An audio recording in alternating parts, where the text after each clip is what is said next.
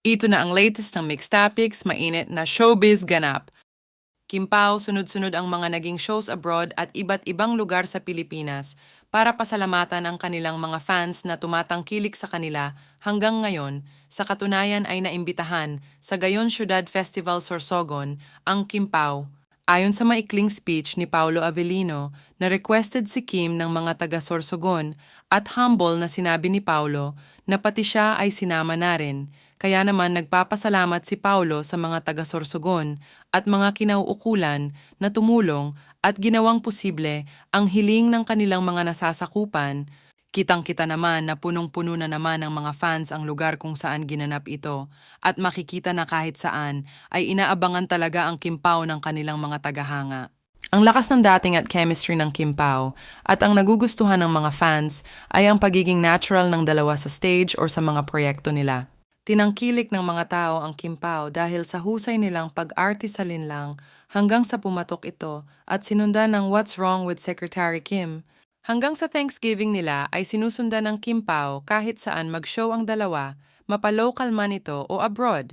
Pati ang pagbisita nila sa Dubai ay dinumog din ng mga Pinoy at fans nila doon at mga OFWs na nagmamahal sa Kim Pao.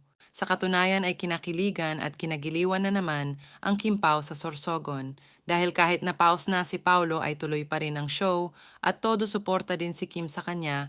Pausman ay tuloy pa rin ang pagpapasaya sa kanilang mga tagahanga. Lubos na pinasalamatan ng Kim Pao ang mga nanood at tumatangkilik sa kanilang dalawa. Ayon pa kay Paulo na hindi na uubusan si Kim ng energy, kaya laging masaya ang set at kanilang team kapag pumupunta sila sa mga lugar kung saan naiimbitahan ang Kim Pao. Marami namang mga fans ang nagwi-wish na sana ay sila na lang ang magkatuluyan kung hindi naman ay masaya silang maganda ang samahan ng Kim Pao at makita na masaya silang dalawa na magkasama. Kung masaya daw ang Kim Pao ay masaya na rin ang mga supporters nila. Hangad nila ang success ng dalawa palagi at aabangan pa nila ang mga ibang proyekto ng Kim Pao. Sana daw ay hindi matatapos ang pagsasama ng dalawa after ng What's Wrong with Secretary Kim at shows ng Kim Pao. Samantala nagtungo ang Kim Pao sa Surigao del Sur para magbigay ng saya at kilig para sa kanilang mga fans doon at tumatangkilik sa tandem ng dalawa. As expected ay napuno ang venue kung saan nag-show ang Kim Pao at nagpakilig sila sa mga taga Surigao. Taos-puso naman ang pasasalamat ang Kim Pao sa walang sawang pagsuporta sa kanila kahit sa ang sulok ng Pilipinas at abroad. Tuwang-tuwa at kilig na kilig talaga ang mga fans ng Kim Pao sa tuwing magkasama ang dalawa. Dahil na rin sa lakas ng chemistry ng Kim Pao, kung dati ay seryoso lamang si Paulo sa mga dating nakatrabaho niya, ibahin ang isang Kim Chu dahil siya lang ang bukod tanging nakakapagpatawa at kumukulit kay Paulo para bang sobrang tagal na nilang magkasama. Samantala, balik Pinas na ngayon ang Gijo Den o sina Jeffrey Tam, Joros Gamboa at Alden Richards pagkatapos ng shooting ng Hello Love again sa Hong Kong. Pinasilip naman ng tatlo ang mga ganap nila doon, lalong-lalo na sa kanilang shooting at nagbabahagi din sila ng mga reels at photos para sa kanilang mga fans. Na-miss din ng mga fans ng Gijo Den ang kulitan ng tatlo, kaya naman marami ding mga netizens ang nagsasabing sana ay magkaroon din silang tatlo ng comedy movie.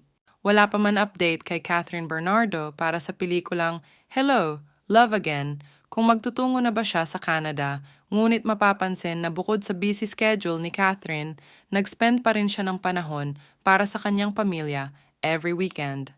Inaabangan naman ng mga fans ng Kathden ang paglipad ni Catherine patungo sa Canada or update ng shooting niya ng Hello, Love, Again at hindi na daw mahintay ng mga fans ang muling pagtatagpo ni Ethan at Joy. Excited din ang mga netizens sa muling pagkikita ulit ni Catherine at Alden dito sa Pinas dahil lately ay naging abala ang dalawa. Ang Jojoden at ibang casts pa lang ang nagpasilip ng kanilang taping, ngunit si Catherine ay tahimik pa at wala pang update, kaya naman mas lalong nasasabik na ang kanilang mga fans. Samantala, naglabas naman ng bagong video sa ini-endorse ni Alden na Oxycure. Makikita sa video ang kagwapuhan ni Alden na nakasuot ng white lab gown at green suit, kaya lalong lumutang ang pagkatisoy at kapugihan ni Alden. Nag-trending naman agad ang reels na ina-upload ng Oxycure at pinagkaguluhan agad ito ng mga fans ni Asia's multimedia star, Alden Richards. Sabik na sabik ang Kathden fans sa November dahil ito ang buwan na nakatakdang ipalabas ang balik-tambalang at pelikula ng Kathden ang Hello Love Again.